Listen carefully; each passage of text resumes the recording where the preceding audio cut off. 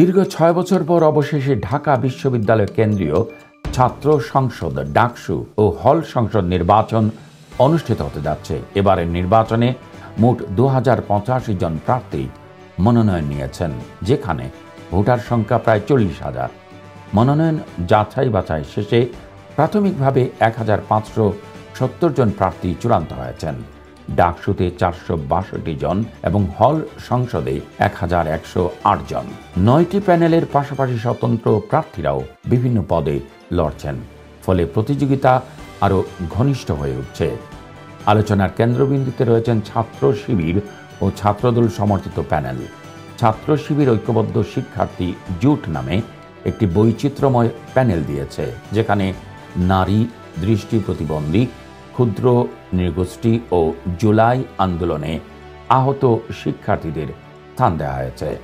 তাদের ভিপি প্রার্থী সাদিক কায়েমকে সহপাঠীরা যেমন সমাদৃত, তেমনি শিক্ষকদের কাছেও তিনি গ্রহণযোগ্য।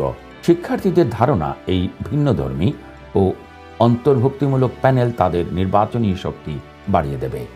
অন্যদিকে ছাত্রদল জাতীয়তাবাদী ধারা বজায় রেখে একটি পূর্ণাঙ্গ প্যানেল ঘোষণা করেছে।